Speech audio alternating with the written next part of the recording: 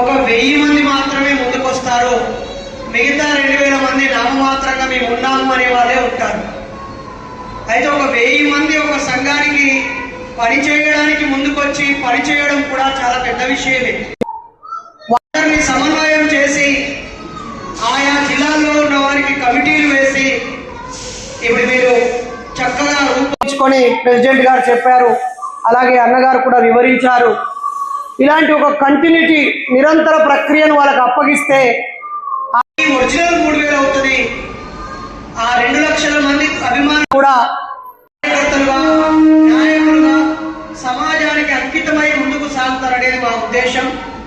ఆ క్రమంలో భగత్ సింగ్ బాబు అన్న మొన్న బుద్ధ పూర్ణిమ రోజు 23వ తేదీన భద్రాద్రి కొత్తగూడెం జిల్లా కేంద్రంలో కారుకొండ రామవరం అనే గ్రామంలో ఉన్న బౌద్ధ క్షేత్రాన్ని సందర్శించి ఆయన ప్రసంగించారు. నేను అక్కడ జిల్లా కమిటీ సమావేశం పెట్టుకొని కమిటీ తీసుకొని అక్కడికి వెళ్ళాము. అప్పుడు అన్నగారు తిరుగు ప్రయాణంలో, తమ్ముడు ఈ జూన్ 2వ తేదీ ఆదివారం రోజు 10వ తరగతి ఇంటర్మీడియట్ అయిపోయిన పిల్లలకి పై చదువులు ఏ మార్గాలు ఉంటాయి, ఈ అడల్ట్ ఏజ్ లో ఉన్న వాళ్ళు ఏ చెడ్డ అలవాట్లకి అలా అవుతున్నారు, వాళ్ళలో మానసిక ధైర్యాన్ని నింపడం కోసం, కెరీర్ గైడెన్స్ ఇవ్వడం కోసం నువ్వు ప్రసంగం ఇవ్వడానికి రావాలి తమ్ముడు అనగానే, అన్న తప్పకుండా నాకు కేవలం ప్రయాణం ఏర్పాట్లు చేస్తే చాలు, ఆ ప్రయాణం కూడా పబ్లిక్ ట్రాన్స్పోర్ట్ లోనే చేస్తాను, అక్కడ నాకు రూమ్ పెట్టక్కర్లేదు, భోజనం పెట్టక్కర్లేదు, తెలిసిన వాళ్ళ ఇంట్లో స్నానం చేస్తాను, రోడ్డు మీద ఎక్కడుంటే అక్కడ ఏది ఉంటే తినేస్తానని చెప్పి అన్నకు మాట ఇవ్వడం ద్వారా ఇదికి రావడం అనే ప్రక్రియ మొదలయ్యింది. అయితే సాయంత్రం 5 గంటలకి అక్కడ సమావేశం విజయనగర కాలనీలో. మరి ఎలాగూ మా ఊరు నుంచి వరంగల్ నుంచి ఇక్కడికి వస్తున్నాను కాబట్టి ఎప్పుడొచ్చినా అంతే దూరం, ఎప్పుడొచ్చినా అదే ప్రయాణ ఖర్చు. కాబట్టి నేను ఇక్కడ నా యూట్యూబ్, ఫేస్బుక్, వాట్సాప్ ద్వారా పరిచయమైన ఒక 20 మంది ఉన్నారు. అందులో ఒక 10 మంది అయినా వస్తారు. మేమంతా కలిసి ఈ జిల్లాలో ఉన్న సామాజిక ఆర్థిక అంశాలపైన లేదా చరిత్ర పైన, ఇక్కడ మానవ వనరుల పైన లేదా సహజ వనరుల పైన, సంపద పైన, వ్యవసాయం పైన, వ్యవస్థ పైన, ఆయా అసాంఘిక కార్యక్రమాల పైన, ఇక్కడ జరిగేటువంటి విద్వాన్ చైతన్యం పైన, స్ఫూర్తి పైన సుదీర్ఘంగా చర్చించుకుంటాం. ఒక 10 నుంచి 15 మందిని మేము మాట్లాడుకోవడానికి ఒక వేదిక కావాలి అన్నాను. అప్పుడు అన్నగారు వెంటనే మీలాంటి ఆలోచనతో ఉన్న ఎంఎన్ రాయ్ లైబ్రరీ ఒకటి పెట్టినట్టు నాకు గుర్తు తమ్ముడు, నేను గతంలో వాడికి వెళ్ళలేదు అని చెప్పి గౌరవ పెద్దలు రిటైర్డ్ ఎంఈఓ గారిని ఆయన సంప్రదించడం, నేను ఈ 10 మందిని తీసుకొని ఇంకోలులో ఉన్నటువంటి హ్యూమనిస్ట్ సెంటర్కు వెళ్ళాలనుకున్నాను. ఎందుకంటే రావుపూడి వెంకటాద్రి గారిని 1999లో విశాఖపట్నంలో కన్యకా పరమేశ్వరి ఫంక్షన్ హాల్లో నేను ఆయనను కలిశాను. 25 సంవత్సరాల క్రితం నేను రావుపూడి వెంకటాద్రి గారిని కలిశాను. ఆయన రచనలన్నీ నా ఇంట్లో ఉన్నాయి. ఆయనని కూడా ఇంకోళ్ళకి వెళ్ళి కలిసిన, అక్కడ కూడా ఇలాంటి ఒక పెద్ద హాల్ ఉంటుంది. అయితే ఆయన లైబ్రరీ చూడొచ్చు, ఫొటోస్ చూడొచ్చు, అక్కడి వాళ్ళని కలవచ్చు. మరి మేము వాడికి రావచ్చా ఈ 12 మందిమో 20 మందిమో అని అడిగారు.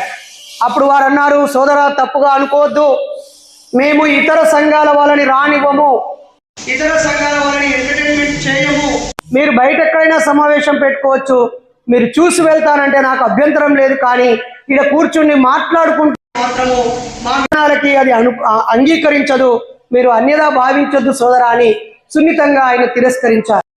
మరి వెంటనే రైల్వే స్టేషన్లో కూర్చుని మాట్లాడుకుందాం అనుకున్నాం, లేదా బస్ స్టాండ్లో కూర్చొని మాట్లాడుకుందాం అనుకున్నాం.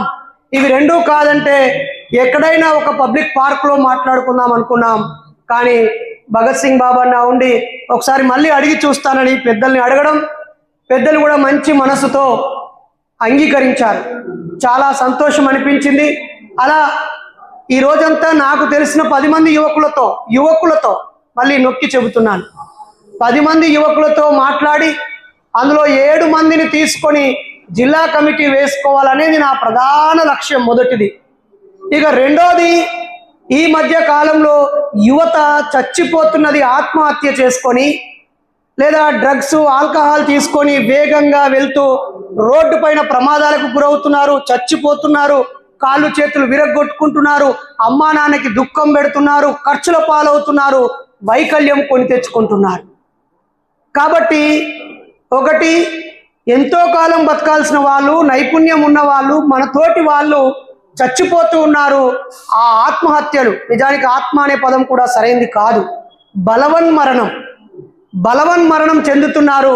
కాబట్టి ఆ పాల్గొనే 20 మందికి అర్ధాంతరంగా మీ జీవితాన్ని ఆపొద్దని ఒక మానసిక ధైర్యాన్ని ఇస్తూ, ఒక సైకాలజీ చదివిన వ్యక్తిగా, ఒక 2 years సైకాలజీ చదివిన వ్యక్తిగా, ఒక 2 years diploma in counselling and గైడెన్సీ psychology చదివిన వ్యక్తిగా, అలాగే చిల్డ్రన్ సైకాలజీ చదివిన వ్యక్తిగా, క్రిమినల్ సైకాలజీ చదివిన వ్యక్తిగా, women resource management PG 2 years MHRM చదివిన వ్యక్తిగా, అడ్మినిస్ట్రేషన్ మాస్టర్ డిగ్రీ చేసిన వ్యక్తిగా, అలాగే టీచర్గా, విద్యార్థి సైకాలజీ ఎలా ఉంటుందో టీచర్గా ట్రైనింగ్ తీసుకున్న వ్యక్తిగా చెప్పాలనే అంశం, రెండో అంశం పెట్టుకున్నాను.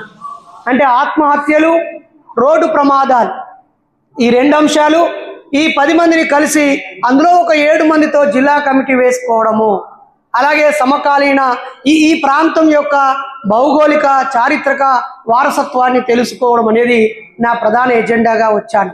4వది, సాయంత్రము ఆ విజయనగర కాలనీలో జరిగే సమావేశం పెద్దలారా.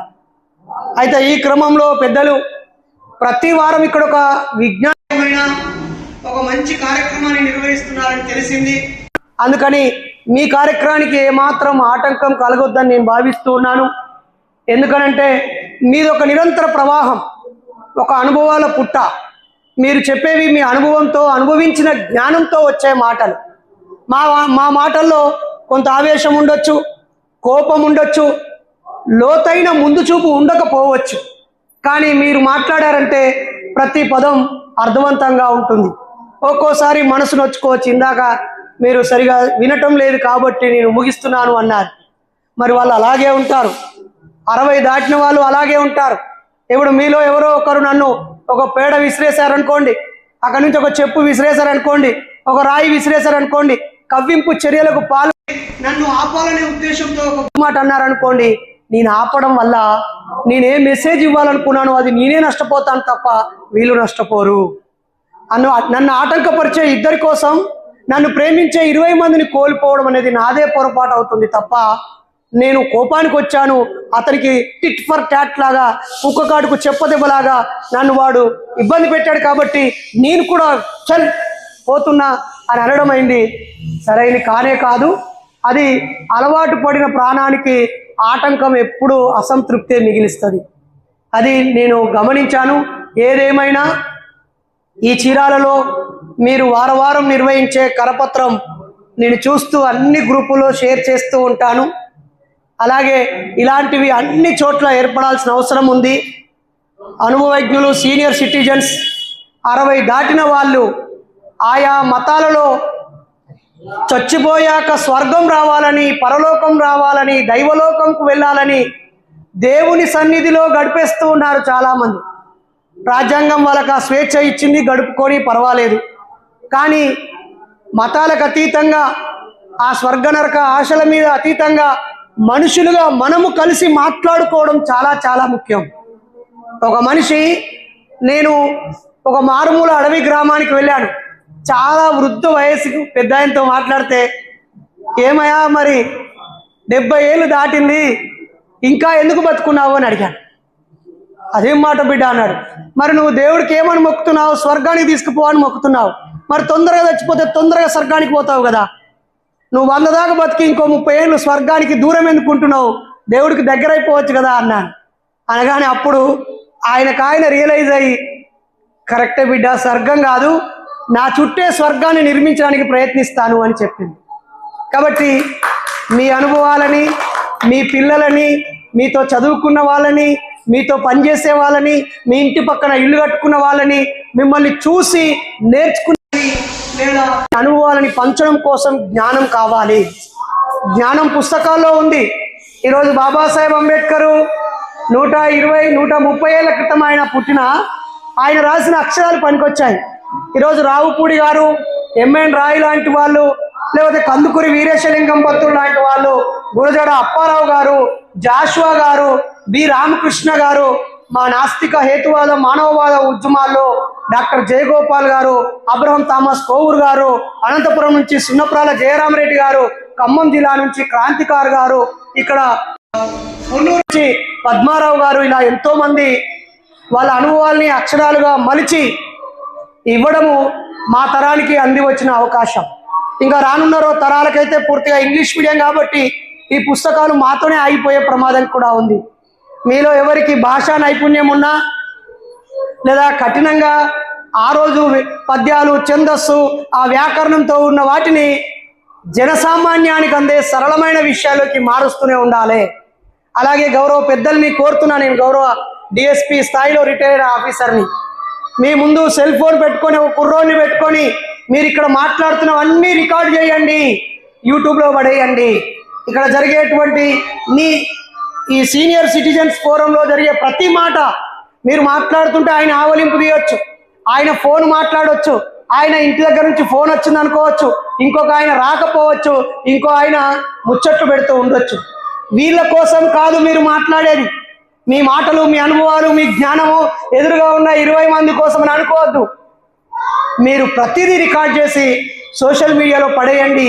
అది అవసరం ఉన్న వాళ్ళు వెతుక్కొని చూస్తారు, చాలా మంది చూస్తారు.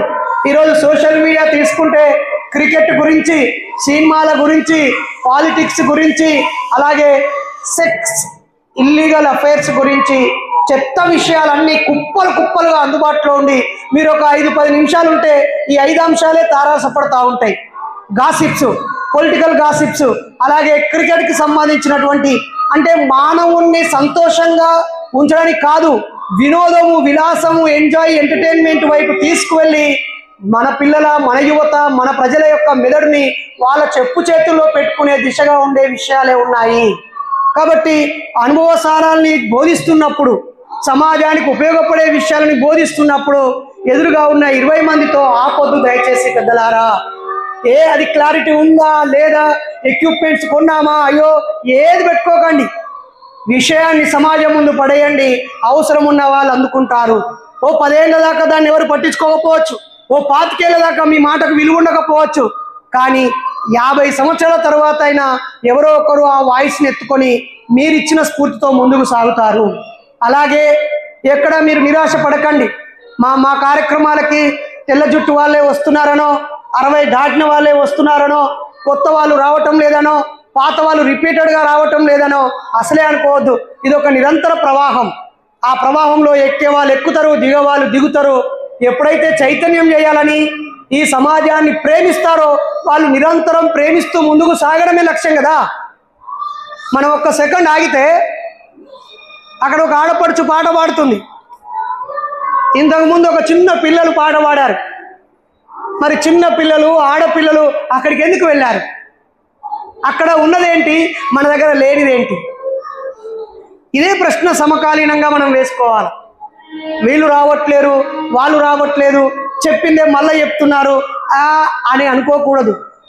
భిన్నంగా ఆలోచించడం, నూతనంగా ఆలోచించడం, వైవిధ్యంగా ఆలోచించడం, అప్డేటెడ్గా ఆలోచించడం, చాలా సహజంగా ఆలోచించడం, అందరికి అందుబాటులోకి ఉండేటువంటి విధంగా ఆలోచించడం మనం నిరంతరం చేయాల్సిన అవసరం ఉంది. నిజంగా ఈ హాలు ఏ మహానుభావుడి ఆలోచనలో వచ్చిన ఆలోచన, ఆయన మొదలు చెప్పినప్పుడు కొంతమందికి బర్రెలు ఉండే కాడ ఎందుకు రా అనుకొని ఉండవచ్చు, నలుగురు వచ్చి ఏమో తీరా అనుకొని సపోర్ట్ చేసి ఉండొచ్చు, కొంతమంది దూరం అయి ఉండొచ్చు. కానీ ఇది ఈరోజు ఒక పెద్ద వేదిక. ఈ వేదిక మీద ప్రతిరోజు ఒక పెళ్లి జరగాలి, కులాంతర పెళ్లి, మతాంతర పెళ్లి. అక్కడెక్కడో ఫంక్షన్ హాల్లో కాదు జరగాల్సింది పెళ్లి. వీడికి వచ్చి 20 మంది, ఎంత 50 మంది సమక్షంలో పెళ్లి జరగాలి. ఇక్కడ మైక్ ఉంది ఉచితంగా, స్టేజీ ఉంది ఉచితంగా, కుర్చీలు ఉన్నాయి ఉచితంగా, గాలి వెలుతురు చాలా చక్కగా ఉంది. ఇంతకంటే ఏం కావాలి? ఎదురుగా ఒక సెల్ ఫోన్తో, మంచి క్వాలిటీ సెల్ ఫోన్తో పెళ్లి దండలు మార్చుకోవాలా, ఈ పెద్దవాళ్ళు వేయాలా, పెళ్లి తర్వాత ఎదురయ్యే సమస్యలు ఏంటో వివరించాలి, హాయిగా ఇక్కడి నుంచి వాళ్ళు వెళ్ళిపోవాలి. ఇది అలా పెళ్లికి వేదిక కావాలా ఇది. అలాగే విద్యార్థి యువత కూడా నిరంతరం ఒక్కో అంశం మీద ఇక్కడ అనుభవజ్ఞులతో మీరు మీతో పాటు యూత్ను కనెక్ట్ చేయకపోతే మీతోనే ఇది అంతరించిపోతుంది. అలా కాకుండా నిరంతరం యువతను తీసుకురావడానికి ఈ జిల్లా సహదేవుడు కానీ తమ్ముడు కానీ ఖచ్చితంగా మీతో కలిసి ఉండాలని నేను మూఢనమ్మకాల నిర్మూలన సభ్యులని కార్యకర్తలని శ్రేయోభిలాషులని కోరుతున్నాను. మిత్రులారా, పెద్దలారా, ఇక నేను వచ్చిన ప్రధాన ఉద్దేశం గురించి ఒక 2-3 నిమిషాలు మీ ముందు ప్రతిపాదన పెడతాను. ఇజాలు ఇక్కడ పుట్టినాయని నాకు తెలుసు, ఎందుకంటే చరిత్రలో పుస్తకాలన్నీ చదువుతూ చీరాలలో కోకోలో సమావేశాలు జరిగాయి, బాపట్ల జరిగాయి, పొన్నూరులో జరిగాయి, ఈ సముద్ర తీర ప్రాంతాల్లో జరిగాయి. ఇక్కడ నుంచి కిరాతకంగా మనుషులను చంపిన సంఘటనలు కూడా జరిగాయి. అందరికీ కారంచేడు, చుండూరు, కదిరికుప్పం లాంటివి గుర్తుండొచ్చేమో, కానీ ఇక్కడ నుంచి స్టూవర్ట్పురం నుంచి మొదలుకుంటే చివరి దాకా అన్ని ప్రాంతాల్లో ఇక్కడ విద్యా విప్లవాలు వచ్చాయి, సాంస్కృతిక విప్లవాలు వచ్చాయి, ఆరోగ్య విప్లవాలు వచ్చాయి, గ్రంథాలయ ఉద్యమాలు వచ్చాయి, అలాగే వ్యాయామశాల ఉద్యమాలు వచ్చాయి, పుస్తకాల ఉద్యమాలు వచ్చాయి, చైతన్య పోరాటాలు ఎన్నో వచ్చాయి. మరి ముఖ్యంగా ఎర్ర జెండా పట్టుకొని తుపాకీ పట్టుకొని అడవికి వెళ్ళిపోయిన వాళ్ళు, అలాగే దోపిడీదారులను పీడన చేసి వ్యతిరేకంగా పోరాడిన వాళ్ళు, అలాగే బ్రిటిష్ వాళ్ళకు వ్యతిరేకంగా పోరాటం జరిగిన చరిత్ర కూడా ఉంది. మా తెలంగాణకి బ్రిటిష్ వాళ్ళకు వ్యతిరేకంగా చేసిన పోరాటం కన్నా అక్కడున్న దొరభూస్వాముల పైన తిరుగుబాటు చేసిన పోరాటాలే ఎక్కువగా ఉంటాయి. మా దగ్గర ఉన్న విశ్వవిద్యాలయాలు 1-2 ఉండటం వల్ల బుద్ధిజీవులందరూ, విద్యావంతులందరూ అక్కడే ఉండడం వల్ల చైతన్యవంతమైనటువంటి పోరాటాలకి యూనివర్సిటీలు కేంద్రాలు కాగలిగాయి. కానీ ఇక్కడికి వచ్చేటప్పటికి కాలుతున్న ప్రతి కడుపు మంటను వెలిగించింది. దోపిడీకి, పీడనకు గురై అణిచివేతకు గురైన ప్రతి వ్యక్తి ఇక్కడ తిరుగుబాటుకు గురయ్యాడు. అయితే మాకు అనిపిస్తుంది ఈ ప్రాంతంలో ఎక్కడ చూసినా డిఎస్పీలు, సిఐలు, ఎస్ఐలు, జడ్జీలు, చార్టర్డ్ అకౌంటెంట్లు, తర్వాత ప్రొఫెసర్లు, టీచర్లు, మా ప్రాంతంలో కూడా బ్యాంకులో ఉద్యోగస్తులు, దేశాలు, విదేశాలు, సినీ రంగం అన్ని ఈ గుంటూరు, కృష్ణా ఈ ప్రాంతం నుంచి మాకు కనిపిస్తూ ఉంటారు. అయితే ఎందుకో పెద్దలారా, మిత్రులారా, నేను మీ ముందు పెడుతున్న అంశం ఎందుకో గడిచిన 30 ఏళ్ళుగా 40 ఏళ్ళుగా అనుకున్నంత స్థాయిలో హేతువాద ఉద్యమం కానీ, నాస్తిక ఉద్యమం కానీ, మానవవాద ఉద్యమం కానీ, చారువాక లోకాయుత ఉద్యమం కానీ అనుకున్నంతగా జరగటం లేదని నాకు అనిపిస్తుంది. ఇక్కడే నాస్తిక కేంద్రం ఉంటుంది. గోరా గారి కుటుంబం ప్రతి 2 సంవత్సరాలకు ఒకసారి ప్రపంచ నాస్తిక మహాసభలు జరుపుతారు. ఆరోగ్యం మీద విపరీతమైన అవగాహన కలిగిస్తారు. డాక్టర్ సమరం గారు యూట్యూబ్లో వీడియోలు కోకొల్లలుగా అందరికి అందుబాటులో తెస్తూ ఆయన పనిచేస్తారు. ఆ పక్కన ఇదే గుంటూరు జిల్లాలో మంగళగిరిలో చార్వాకాశ్రమం ఉంటుంది. ప్రతి ఫిబ్రవరి మాసంలో 2వ శనివారం, ఆదివారం నాస్తిక మేళా పేరుతో మాలాంటి అనేక మందికి ఒక సెంటర్గా అది నిలబడుతూ ఉంటుంది. వాళ్ళు కూడా అప్పుడప్పుడు మహనీయుల జయంతులు, వర్ధంతులు సందర్భానుసారంగా కరపత్రాలు, కొన్ని కార్యక్రమాలు చేస్తూ వాళ్ళ శక్తి మేరకు వాళ్ళు పనిచేస్తూ ఉన్నారు. అలాగే ఇంకోలులో కూడా రావుపూడి వెంకటాద్రి గారి ద్వారా ప్రభావితమైన వారు, ఆయన శిష్యులు, వాళ్ళు కూడా వాళ్ళ శక్తి మేరకు పనిచేస్తూ ఉన్నారు. కానీ గడిచిన 20 సంవత్సరాలలో అంతకుముందు మతం కుటుంబానికి పరిమితం అయ్యేది, వాళ్ళ ఇంటికి పరిమితం అయ్యేది, పూజా గదికి పరిమితం అయ్యేది. గడిచిన 20-30 సంవత్సరాలలో అది ప్రభుత్వాన్ని ప్రభావితం చేసేలాగా రోడ్డు మీదకి వచ్చింది, రోడ్డుకు అడ్డంగా కూర్చుంది, ప్రజలని శాస్త్రీయంగా ఆలోచించకుండా ఆపేస్తుంది, అజ్ఞానాన్ని విజ్ఞానంగా నమ్మబలికి ఆ బురదలోనే బొర్రుతూ హాయిగా అనుభవించే పరిస్థితికి నెట్టివేసింది. ఒక 2 పీజీలు చేసి సివిల్స్ ప్రిపేర్ అయ్యే వ్యక్తులు నిన్నగాక మొన్న మదనపల్లికి వెళ్ళాను. అక్కడ పోస్టల్ డిపార్ట్మెంట్లో సివిల్స్ కొట్టిన అమ్మాయిలు 2 కూడా నరికి చంపేశారు. పెద్దలారా, మా దగ్గర నిరంతరం ఏదో ఒక చోట, శ్రీకాకుళం వెళ్ళాను, పార్వతీపురం దగ్గర సీతారామపురంలో ఒక ఆమెను చంపేశారు. అలాగే నల్గొండకు వెళ్ళాం, సూర్యాపేట దగ్గర మోతేలో భారతీయ ఆవిడ తన కూతురు తల నరికేసి శివుడికి అర్పణ చేసింది. ఆదిలాబాద్లో ఒక ఆయనైతే శివరాత్రి రోజే చనిపోతే శివుడిలో ఏకమైపోవచ్చు, కైలాసం పోవచ్చు అని చెప్పి తన మొక్కజొన్న చేనులో చితి పేర్చుకొని తనకు తానే బలి ఇచ్చుకున్నాడు. టీవీలు, పేపర్లు, మనకు యూట్యూబ్ అందుబాటులో ఉండడం వల్ల ఇవన్నీ సంచలనమైన తర్వాత మనకు తెలుస్తూ ఉన్నాయి. కానీ వీటిని మొక్కగా ఉన్నప్పుడే తుంచివేసే చైతన్యాన్ని నింపడంలో మన పౌర సమాజం ఎక్కడో వెనుకబడిందని నాకు అనిపిస్తోంది. కాబట్టి మతాలు ఎంత అభివృద్ధి చెందుతున్నాయో చూస్తున్నాం. ఆ మతాన్ని ఉపయోగించుకునే రాజకీయ నాయకులు వాళ్ళ వ్యక్తిగత ప్రయోజనాల కోసం ప్రజల సొమ్మును ఎలా మతాలకు ఖర్చు పెడుతున్నారో చూస్తున్నాం. మనం ఇక్కడ విధానపరమైన విషయాలు కాకుండా ఒక్కోసారి సమాజపరమైన విషయాలని మనం మాట్లాడుకోవాల్సిన అవసరం ఉంది. సామాన్య ప్రజలకి విజ్ఞానం యొక్క ఆవశ్యకతను వివరించే వేదికలు కావాలి. విద్యార్థి లోకానికి జన విజ్ఞాన వేదిక చేసిన సేవ ఎంత గొప్పది. ప్రతి స్కూల్కి కాలేజీకి వెళ్ళి జన విజ్ఞాన వేదిక సోదరులు, పెద్దలు, టీచర్లు, అడ్వకేట్స్ పల్లెకు వెళ్ళి విజ్ఞాన ప్రదర్శనలు ఇచ్చి చైతన్యపరిచారు. మరి ఇంత చైతన్యం, ఇంత వనరులు, ఇంత అవసరం ఉంది. ఇంత దుర్మార్గమైన అజ్ఞానం అడుగడుగున వ్యవస్థీకృతమై కొనసాగుతున్నప్పుడు అది తప్పు అని ఒకవేళ వాళ్ళకి గట్టిగా చెప్పకపోయినా దీన్ని తప్పు అనే వాళ్ళు ఒకరు ఉన్నారనే తెలవాలి కదా. వాళ్ళకి ఒక వాయిస్ ఎక్కడి నుంచో ఒక గొంతు భద్రాచలములో ఒక అతిరాత్రం అనే ఒక యజ్ఞం చేస్తూ ఉన్నప్పుడు, లక్షలాది మంది చూడడానికి వస్తూ ఉన్నప్పుడు, 20-30 కోట్లు ప్రభుత్వం ఖర్చు పెడుతున్నప్పుడు డాక్టర్ భానుప్రసాద్ అనే ఆయన ఇది తప్పు అని కరపత్రం తీసి అందరికీ పంచిపెట్టాడు, పత్రికలకు ఇచ్చారు. దాని గురించి చాలా పెద్ద చర్చ జరిగింది.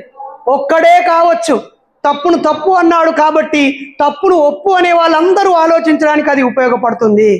ఈరోజు పక్కనున్న హిందూ ముస్లింల మధ్య గొడవ పుట్టించడానికి, పక్కనున్న క్రైస్తవులకి హిందువులకి గొడవ పుట్టించడానికి, అలాగే హిందూ ముస్లింల గొడవ పుట్టించడానికి నిరంతరం అన్ని ప్రాంతాలలో బుర్ర నిండా మతాన్ని ఎక్కిస్తూ ఉన్నారు. ఇందాక పెద్దలు చెప్పారు తన 40 ఏళ్ల చరిత్రలో ఇక్కడ మత ఘర్షణలు జరగలేదు అని. నిజంగా ఆశ్చర్యం అనిపించింది, ఒళ్ళు పులకించింది. ఇలాంటి మత సామరస్యతో కూడిన సమాజం కావాలి కదా. ఏ ప్రాంతంలో అయితే 100 సంవత్సరాల కంటే ఎక్కువ వయసున్న వాళ్ళు కుప్పలుగా ఉండి ఇలా వచ్చి కూర్చోగలిగితే ఆ సమాజమే మెరుగైన సమాజము. మన దగ్గర 100 సంవత్సరాలు ఉన్న వాళ్ళు ఉంటే వింత జీవిగా చూడాల్సిన పరిస్థితి వచ్చింది. అంటే రోజుకి మనిషి జీవన ప్రమాణము తగ్గిపోతూ వస్తుంది. పోనీ వైద్యం అభివృద్ధి చెందలేదంటే గుండెను మార్చేదాకా వచ్చేసింది. హార్ట్ ట్రాన్స్ప్లాంటేషన్ విరివిగా జరుగుతున్నాయి, కిడ్నీ ట్రాన్స్ప్లాంటేషన్ జరుగుతున్నాయి, బాడీ ఆర్గాన్లు అన్నీ జరుగుతున్నాయి. ఒక బ్రెయిన్ ఒకటి కాస్త ఇంకా సంక్లిష్టంగా ఉంది, హెడ్ ట్రాన్స్ప్లాంటేషన్ ఇంకా కష్టంగా ఉంది. మరి వైద్యం వచ్చింది, మెడిసిన్ వచ్చింది, అలాగే డబ్బులు వచ్చాయి, ఇల్లు వచ్చింది, బంగ్లా వచ్చింది, ఫ్యాన్ వచ్చింది, ఫ్యాన్ పోయి కూలర్ వచ్చింది, కూలర్ తీసేసి ఏసీ వచ్చింది, అది కూడా పోయి సెంట్రల్ ఏసీ వచ్చింది. ఆ కాళ్ళ మీద నడుచుకుంటూ పోయేది పక్కకు పోయి ఈరోజు స్కూటరు తర్వాత కారు దాకా వచ్చింది. సౌకర్యాలు పెరుగుతూ ఉన్నా, చదువు పెరుగుతూ ఉన్నా, సంపద పెరుగుతూ ఉన్నా మనిషి జీవించే కాలం ఎందుకు పెరగటం లేదు? ఇందాక పెద్దలు చెప్పారు, బీపీ, షుగరు, అలాగే ఆ నర్వ్ సిస్టమ్ నుండి ఒక నెయిల్ పెయిన్స్, కిడ్నీ ఫెయిల్యూర్స్, ఇంకా హార్ట్ అటాక్స్, తర్వాత ఇవన్నీ కామన్గా మనం తినే ఆహారము, మన చుట్టూ ఉండే వాతావరణము, పరిసరాలను బట్టి ఉండేవే మెజారిటీగా ఉన్నాయి. మనం చేసే పనిని బట్టి. సింగరేణిలో పనిచేసే మా కార్మిక సోదరులు వాళ్ళే ప్రత్యేకమైనటువంటి లంగ్స్ ప్రాబ్లమ్స్తో, ప్రత్యేకమైన చూపు సమస్యలతో, ప్రత్యేక కిడ్నీ బాధలతో ఉన్న వాళ్ళు ఉన్నారు. ఉద్దానంలో ఉండే కిడ్నీ సమస్య వేరు, ఆ బొగ్గుబాయి ఏరియాలో నిరంతరం అక్కడ పనిచేస్తూ ఉన్నప్పుడు వచ్చేటువంటి సమస్యలు వేరు. ఇవన్నీ కామన్గా ఉన్నా మరి వీటి మీద నిరంతరం ప్రజలందరినీ జాగృతం చేయడం కోసం విస్తృతంగా పల్లెల్లోకి వెళ్ళడానికి, స్కూళ్ళలోకి వెళ్ళడానికి, కాలేజీలలోకి వెళ్ళడానికి, కమ్యూనిటీ భవనాలకు వెళ్ళడానికి, కాలనీల్లోకి వెళ్ళడానికి ఒక వ్యవస్థ తప్పనిసరిగా కావాలి. ఈరోజు కొంచెం పేరు రాగానే రాజకీయాల్లోకి వెళ్ళిపోతున్నారు, అది వాళ్ళ హక్కు, రాజ్యాంగం ఇచ్చిన హక్కు. కొంచెం డబ్బు రాగానే దాన్ని పట్టుకొని వ్యక్తిగత జీవితంలోకి ఆ మిద్దెల మీదకి వెళ్ళిపోతున్నారు. ఇంకొంచెం భయమో కష్టమో రాగానే అన్ని వదిలేసి ఇంట్లో కూర్చొని బతుకుతూ ఉన్నారు. మరి వారసత్వం ఎలా? ఈ సమాజాన్ని చైతన్యం చేసే వారసత్వాన్ని, రావుపూడి వారసత్వాన్ని, జయగోపాల్ గారి వారసత్వాన్ని, క్రాంతికారు కత్తి పద్మారావు, బి రామకృష్ణ, డాక్టర్ సమరము వాళ్ళ తండ్రి గోరా గారి వారసత్వాన్ని తీసుకుపోయే వ్యవస్థ కావాలి. కాబట్టే మేము పెరియార్ ఆలోచనలతో, బుద్ధుడి ఆలోచనలతో, బాబాసాహెబ్ ఆలోచనలతో, మహాత్మా జ్యోతిరావు పూలే ఆలోచనలతో మేము ప్రయత్నం చేస్తూ, నేను నా జీవిత భాగస్వామి సుజాత టీచర్, ఆమె నేను కుటుంబాన్ని చూస్తూ మీ అమ్మా నాన్నని మా అమ్మా నాన్నని మన పిల్లల్ని నేను చూసుకుంటాను. అలాగే ఒక టీచరు 8 గంటలే ఉద్యోగం చేయాలి కాబట్టి ఇంట్లో 2 గంటలు పొద్దున 1 గంట గంట చేస్తే 10 గంటలు పోతుంది, ఇంకా 12 గంటల సమయం ఉంటుంది, 6 గంటలు నిద్రకి 6 గంటలు నీతో పాటు పనిచేస్తానని చెప్పింది ఆవిడ. సో ఆవిడ నేను ప్రతి శుక్రవారం సాయంత్రం బయలుదేరి పల్లెకి వెళ్తున్నాం, శనివారం రోజంతా సభలు పెడుతున్నాం, శనివారం సామాజిక ఉద్యమకారు ఇంట్లోనే శుక్రవారం నైట్ పడుకుంటున్నాం, శనివారం నైట్ ఇంకో చోట పడుకుంటున్నాం, ఆదివారం పొద్దుంత ఒక చోట మళ్ళీ కొన్ని చోట్లకు వెళ్తున్నాం, ఆదివారం రాత్రి కూడా ఇంకో చోట 3 రాత్రులు మేము జంటగా వేరు ప్రాంతాల్లో రకరకాల వ్యక్తుల ఇంట్లో ఉంటూ మళ్ళీ సోమవారం ఆమె స్కూల్కి మళ్ళీ నేను ఉద్యమానికి వెళ్ళిపోతున్నాం మిత్రులారా. అంటే ఒక టీచరు తెలుసుకుంటే సమాజాన్ని ప్రేమిస్తే ఎంత పని చేయొచ్చో మా ఆవిడని ప్రయోగాత్మకంగా ప్రయోగిస్తూ ఉన్నాను. నేను కూడా తెలంగాణ ఉద్యమంలో పాల్గొన్నాను. ఈరోజు తెలంగాణ ఆవిర్భావ దినం. నిజానికి తెలంగాణ రాష్ట్రంలో ఏ జిల్లాలో ఉన్న ఓయూజేఏసీ కో-కన్వీనర్గా, అనేక పోలీసు దెబ్బలు తిన్న వ్యక్తిగా, అనేక సార్లు జైల్లో బంధించబడ్డ వ్యక్తిగా, ఆమర నిరాహార దీక్ష చేసి కోమలోకి వెళ్ళి 5-6 రోజులు హాస్పిటల్లో ఉన్న వ్యక్తిగా అడుగడుగున మమ్మల్ని అభిమానిస్తూ దండలు వేసి సన్మానాలు చేసి ఓ తెలంగాణ స్వతంత్ర పోరాట యోధుడు అని మమ్మల్ని అభినందించేవాళ్ళు. లేదా అధికారుల దృష్టిలో పడితే ఎక్కడో 250 గజాల స్థలం వస్తుందని ఆశపడే వాళ్ళు కూడా ఉన్నారు. అక్కడక్కడ మనల్ని గుర్తిస్తారా, గౌరవిస్తారా అని ఆన్నే ఆ 10 ఏళ్ల క్రితం చేసిన పోరాటం యొక్క ఫలితాలను ఏరుకోవడానికి ఎదురు చూసే వాళ్ళు ఎంతోమంది ఉన్నారు. కానీ నాకు అనిపించింది అక్కడ ఉండడం కన్నా నా అవసరం ఉన్న చోటికి, కొత్త చోటుకి, చల్లబడిన చోటికి, లేదా ఆల్రెడీ మన మూలాలు ఉన్న చోట జస్ట్ అక్కడికి పోయి నీళ్లు పోస్తే చాలు, అందులో ఉన్న విత్తనాల్లోంచి మొక్కలు మొలకెత్తి పంటలను ఇస్తాయని చెప్పి నేను నా గతాన్ని, రేపటి భవిష్యత్తును వెతుక్కుంటూ ఈ ప్రాంతానికి రావడం జరిగింది మిత్రులారా. కాబట్టి మూఢనమ్మకాల నిర్మూలన కోసం నిరంతరం వెలిగే ఒక కాగడ ఒకటి ఉండాలి. రాజకీయ పార్టీలు అయితే డబ్బున్నోడో, వేరే దేశానికి పోయి కోట్లు సంపాదించినోడో, ప్రముఖ నాయకుడి కడుపులో పుట్టిన కొడుకులో, లేకపోతే కులాల్లోంచి కొత్తగా పుట్టుకొచ్చిన పాపులర్ పబ్లిసిటీ ఉన్న వ్యక్తులో, లేకపోతే ఇంకేదైనా సమీకరణాల్లో నుంచో నాయకులు వస్తారు. పార్టీలు కొత్త ఏదైనా పుట్టుకొస్తాయి, ప్రజలు ఆశీర్వదిస్తే ఉంటారు, వాళ్ళని కన్విన్స్ చేయలేకపోతే ఓడిపోతారు, ఒక చోట అమ్ముడు పోతారు, ఒక చోట తాగుడుకు పడిపోతారు, ఒక చోట కులానికి పడిపోతారు, ఇంకో చోట సెంటిమెంట్కి పడిపోతారు, ఇంకో చోట బ్లాక్మెయిల్కి పడిపోతారు, ఏ హిందూ ఏ ముస్లిం అని చెప్పి బ్లాక్మెయిల్కి కూడా పడిపోతూ ఉంటారు. కాబట్టి రాజకీయ నాయకులు ఏం చేస్తారో చూస్తూనే ఉన్నాం, వాళ్ళే ప్రధానం, ఆ పవరే చాలా ముఖ్యమైనది. కానీ ఎట్ ద సేమ్ టైం ఆ రాజకీయ నాయకులు మెజారిటీ ప్రజల మెప్పు కోసమే ప్రయత్నిస్తారు తప్ప ప్రజలందరి అవసరం కోసమో, లేదా ఒక్కరికి అన్యాయం జరుగుతుంది ఆ ఒక్కడి కూడా అన్యాయం జరగద్దని ఆలోచించరు. 99 మందికి మన ఓట్లు పడతాయి కదా అని ఆలోచిస్తారు. కాబట్టి రాజకీయాలకి కొదవలేదు, వ్యాపారాలకి కొదవలేదు. ఒకటి కాకపోతే ఒకటి అవకాశం ఉంటే దుకాణం పెడుతూనే ఉంటాడు, డబ్బు సంపాదిస్తూనే ఉంటాడు. ఉద్యోగాలకు కూడా ఈ ప్రాంతంలో ఉద్యోగాలు లేకపోతే వేరే దేశానికి వెళ్ళిన వాళ్ళు ఇక్కడ ప్రతి ఇంటిలో నుంచి ఉన్నారు. అయితే ఈ ప్రాంతంలోని పేదలు, మధ్యతరగతి వారు మతం పేరుతో, దైవత్వం పేరుతో, స్వర్గ నరకాల మీద ఆశతో మూఢనమ్మకాలని చాలా అందంగా పాటిస్తూ ఉన్నారు. మీకు అనిపించచ్చు మన చుట్టుపక్కల ఎక్కడుంది, మేము కొంచెం ఎడ్యుకేటెడే, మేము కొంచెం ధనవంతులమే, మేమేం పిచ్చి నమ్మమని అనుకుంటారు. మీరు నమ్మకపోయినంత మాత్రాన సమాజంలో లేకుండా పోదు, సమాజంలోనే ఉన్నాయి. ఇప్పటికి మీరు ఎప్పుడైనా ఫ్రీగా ఉన్నప్పుడు, పెద్ద వయసు వాళ్ళు ఉన్నారు ఎక్కువ కాబట్టి, ఇప్పుడు 15 ఏళ్ల లోపు పిల్లలతో మీరు మాట్లాడి చూడండి. ఎగ్జామ్ పేపరు దిద్దడానికి పోయిన మా స్నేహితులు చెప్తున్నారు, అరే నేను ఈరోజు 46 పేపర్లు వాల్యుయేషన్ చేశాను, దిద్దాను, నాకు 1000 రూపాయలు ఇచ్చారు. 46 దిద్దితే కనీసం 40లో పైన ఓం అని రాశారు, జై శ్రీరామ్ అని రాశారు, లేకపోతే మధ్యలో ప్రైజ్ ద లార్డ్ అని రాశారు. అసలు వాళ్ళు రాసిందంతా చూస్తూ ఉంటే ఏం అర్థం కావట్లేదురా అని చెప్పాడు. ఇంకోడేమో నన్ను పాస్ చేయండి సార్ డబ్బులు ఇస్తానని ఒకడు, ఫోన్పే గూగుల్ పే చేస్తానని ఒకడు, అసలు మేము చదవలేదు, మా ఇంటి పక్కన గుడి ఉంది, లేదా ఆ పక్కన చర్చి ఉంది, ఆ మైకులతో సత్తున్నామని రాష్ట్రాలు కూడా ఉన్నారు. అయితే మతం ఈరోజు పాశ్చాత్య దేశాల్లో సెకండరీగా మారిపోయింది.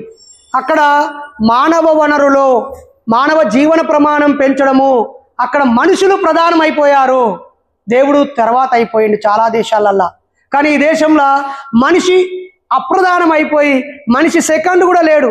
ఫస్ట్ మతం, ఆ తర్వాత కులం, ఆ తర్వాత దైవాల వారిగా, భక్తి వారిగా, పార్టీల వారిగా, ఆ తర్వాత మనిషి అనేటోడు అయిపోయిండు. ఇది చాలా ప్రమాదకరం. రానున్న రోజుల్లో మీరే ఇప్పుడు చూస్తూ ఉన్నారు ఆల్రెడీ, మీ యవ్వనానికి, మీ వృద్ధాప్యానికి, ఈ సమాజంలో వ్యతిరేక పద్ధతిలో ఎంత దుర్మార్గం కొనసాగిందో మీకు అర్థమవుతూనే ఉంటుంది. మరి దీన్ని పరిష్కరించాలంటే ఎట్లా? ఖచ్చితంగా మీరంతా యువతని గుర్తించాల్సిందే. మీ మిత్రులలో, వాళ్ళ పిల్లలలో, మీ పిల్లలలో, వాళ్ళ పిల్లలలో, నైబర్స్ పిల్లలలో, మీ దగ్గర పనిచేసిన వాళ్ళ పిల్లలలో దయచేసి ఒక్కొక్కరు ఒక 2 యువకులైనా దత్తత తీసుకోండి, ఒక 4 పిల్లలైనా దత్తత తీసుకోండి. దత్తత అంటే మీరు సంపాదించిన డబ్బుల్ని వాళ్ళకి ఇవ్వమనట్లేదు. అసలు మీరు సంపాదించిన డబ్బే మీ పిల్లలు వాటిని పట్టించుకోవట్లేరు. ఎందుకంటే వాళ్ళు మీకంటే ఎక్కువ సంపాదిస్తే మీదే ఉంది డాడీ అంటారు. ఇప్పుడు నా వృద్ధాప్యం దాకా నేను నా భార్య కలిసి మా 2 కొడుకులకి కోటి రూపాయలు సంపాదించి ఇచ్చామనుకోండి, వాళ్ళు సక్సెస్ అయినాక ఏమంటారంటే డాడీ నా 1 ఇయర్ ప్యాకే ₹1,00,00,000 డాడీ అంటాడు. వాడు ఏదో ఒక దేశంలో నేను ఒక 20 లక్షలు సంపాదించి ఇచ్చాడు మా బాపు నాకు. నేను ఇప్పుడు ఆయనకి ఏం చెప్తాను, అన్నా నేనే నెలకు 1,00,000 సంపాదిస్తున్నా, నేను 2 సంవత్సరాల్లోనే నువ్వు జీవితం అంతా సంపాదించి నాకు 20 లక్షలు ఇస్తే నేను 2 ఏళ్లలో 20 లక్షలు సంపాదిస్తున్నా నాన్న అని చెప్పేస్తా. కాబట్టి డబ్బులు సంపాదించి పొదుపేయడం తప్పు కాదు, కానీ ఎక్కడో మానవ విలువలు, మానవ సంబంధాలు, ఈ జ్ఞాన వారసత్వం ఆగిపోయింది, ఎండిపోయింది, అది కనుమరుగైపోయింది. కాబట్టి అనుభవం ఉన్నవాళ్ళు, మనసున్న వాళ్ళు, వీలైన వాళ్ళు 2 యువకులని 4 పిల్లలని మీరు మళ్ళీ కనండి. ఇప్పుడే వాళ్ళని కంటున్నా అనుకోండి, జ్ఞానం పరంగా, అనుభవం పరంగా, సామాజిక చైతన్యం పరంగా you are the new father. ఒక కొత్త తరానికి జీవితాన్ని ఇవ్వండి. అలా ఒక 10-20 మంది కనుక అనుకుంటే ఒక 5 సంవత్సరాల తర్వాత ఇక్కడ ఎంతో మంది ప్రముఖులు మళ్ళీ మీ వారసత్వ జెండా ఎత్తుకుంటారు. నిజానికి ఈ పొద్దు ఈ ఒక్క చీరాల పట్టణంలోనే ఒక 5 లక్షల జనాభా ఉంటారా? 1 లక్ష మంది ఉంటారా? 1 లక్ష మంది ఉన్నారనుకుంటే 1 లక్ష మంది ఉన్నారనుకుంటే మనం ఒక 1000 మందిని ప్రభావితం చేయొచ్చు. 100ని ప్రభావితం చేస్తే 1000 మందిని. మరి 1000కి ఒక్కడైనా 100 మంది, ఒక 1000 మంది కంటే 99.99% మన మాట వినకపోయినా 0.001% ఉన్నా మనకి ఇక్కడ 100 మంది తయారవుతారు. కాబట్టి బాబాసాహెబ్ అంబేద్కర్ గారు ఆ రోజే చెప్పారు, ఏ జాతిలో నుంచి అయితే పాలకులు రారో, ఏ జాతిలో నుంచి అయితే డాక్టర్లు, టీచర్లు రారో ఆ జాతి గౌరవాన్ని నోచుకోదు, అభివృద్ధిని నోచుకోదు అని చెప్పిందని చెప్పాం, రాసుకున్నాం, చదివింది వింటా ఉన్నాం. కాబట్టి పెద్దలారా, ఈ చీరాల లేదా ఈ సీమ, ఈ సముద్ర తీర ప్రాంతాల్లో ఉన్నవన్నీ కూడా చాలా పోరాట చైతన్యాన్ని, ఆర్థికంగా కాస్త స్థిరపడినటువంటి, విద్యాపరంగా ఎదిగే ఉన్నారు. కాబట్టి ఈ ప్రాంతంకి ఒక చరిత్ర ఉంది. మా పూర్వీకులు కూడా చెప్పారు, ప్రత్యేక తెలంగాణ 69 పోరాటంలో కూడా ఇక్కడ పథక రచనలు జరిగాయని, ఇక్కడ నుంచి సాహిత్యం అందిందని, ఇక్కడ నుంచి ఉద్యమకారులను తీర్చిదిద్ది పంపించారని ఇంతకు ముందే చెప్తున్నారు భగత్ సింగ్ బాబు అన్న. తెలంగాణ కోసం మేము కూడా అరెస్ట్ అయ్యి జైల్లో పడ్డాము అని. అదేందన్నా మీరు ఆంధ్ర కదా, ఇది గుంటూరు జిల్లా కదా, గుంటూరు, కృష్ణా, ఉభయ గోదావరి జిల్లాల వాళ్ళు, మీకు తెలంగాణకి ఇదేం సంబంధం అంటే, తెలంగాణకు అన్యాయం జరిగింది, అది ప్రత్యేక రాష్ట్రం అవడం తప్పేముంది అని మేము మాట్లాడినందుకు మమ్మల్ని అరెస్ట్ చేశారని చెప్పారు. కాబట్టి చే గువేరా చెబుతాడు, ప్రపంచంలో ఎక్కడ దోపిడీ జరిగినా, అన్యాయం జరిగినా స్పందించడానికి సిద్ధంగా ఉన్నవాడే నిజమైన పోరాటదారుడు అని. కేవలం నా ఊళ్ళో అన్యాయం జరిగితే, నా ఇంట్లో అన్యాయం జరిగితే, నా ప్రాంతంలో అన్యాయం జరిగితే మాత్రమే స్పందిస్తాను అనుకుంటే వాడికి స్పందించే హృదయం ఉన్నట్టు కాదు. కాబట్టి స్పందన ఖండాంతరాలు దాటుతుంది.